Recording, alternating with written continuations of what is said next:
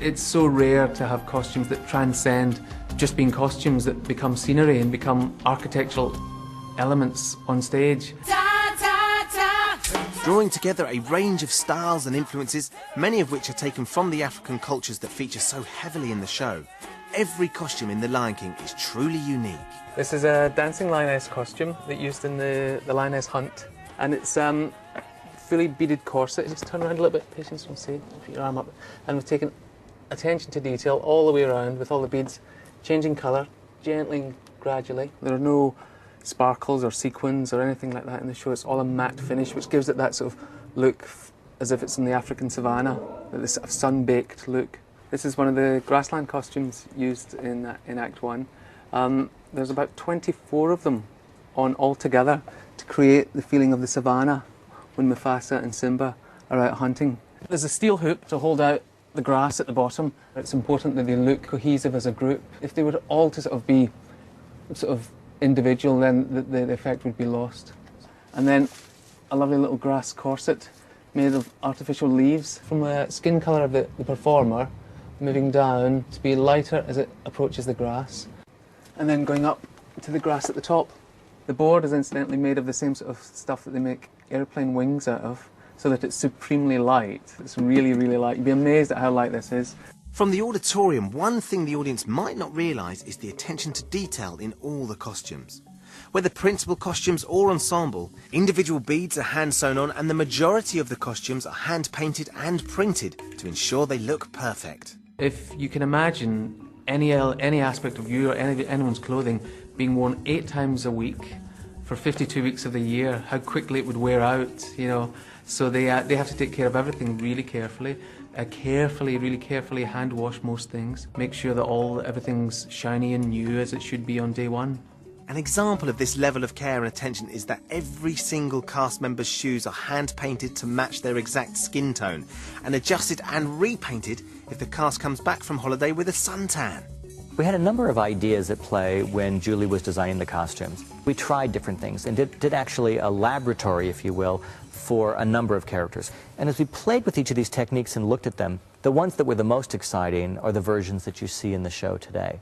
With the look of each of the characters being so familiar to those who've seen the animated film, the show's director Julie Taymor employed not only elaborate costumes, but also masks and puppets to turn the human actors into animal characters. I took the Lion King images, the looks of the characters in the movie, and I fed them through my own aesthetic and my own ability or my own style, and came out with another one. With each animal, I had to find the exact technique that would be best serving that character. We've probably got in excess of 300 puppets, ranging from the enormously expensive, complicated Scar puppet all the way down to a tiny little single hand-operated shadow puppet. The challenge is that the dancers and actors have to be game and enthusiastic to embrace that they're going to have these other appendages and that they're going to have limitations, and they'll be very challenged. And when we audition, we always look when people are auditioning with these puppets to see if they have joy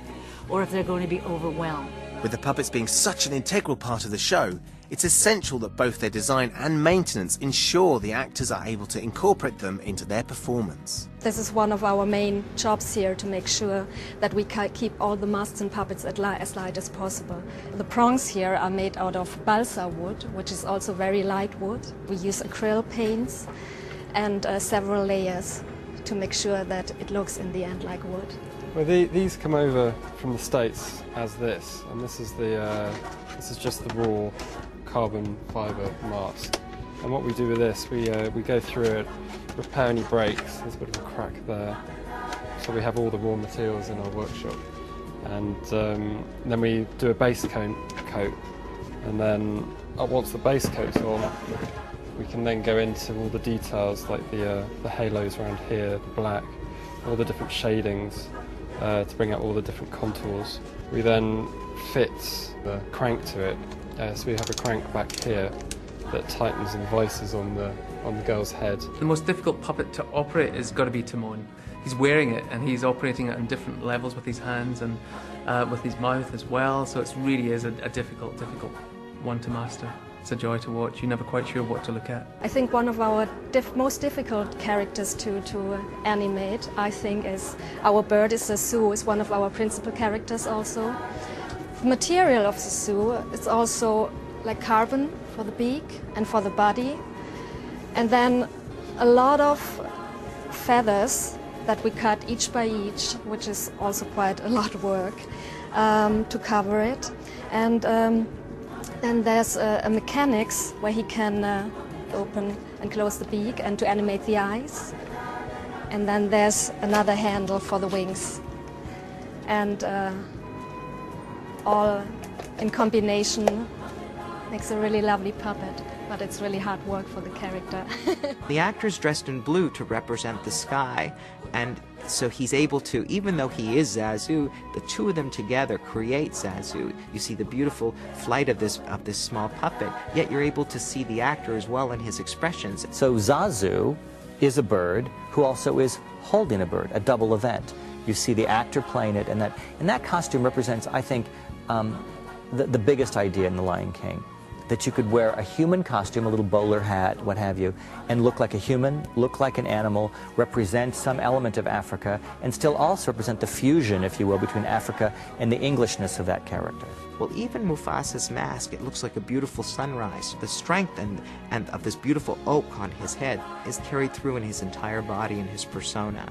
And that is the complete opposite of Scar. Scar's mask is all cut with different lines. Everything is askew. Everything is angular. It's such a great opposite to who Mufasa is. You know, they're just pieces of art by themselves. And the technique of fabricating them and creating them and making them move, all of that is just an extraordinary feat of sort of theatrical magic. With all the theatrical elements in place to make this show unlike anything seen on stage before, once the theatre maker's work is done, the rest of the show's success is out of their hands. When the audience walks out, I'm hoping they're thinking a few things. First, I hope that the story of The Lion King, about a young man who makes a mistake, believes he's done something terrible, decides to face his responsibility and go home to his community and set things right. I hope that resonates with them. I hope it also resonates with them, the thematic that we are all joined in this, if you will, circle of life that we sing about in the show. That each of us are interconnected and relate to each other. That's hugely important to me, that you realize that not only do you share this experience with an audience in a live theater setting, but we all share this planet together, and The Lion King has a lot to say about that. And now, 10 years after its triumphant West End opening, The Lion King continues to enthrall audiences of all ages from around the world.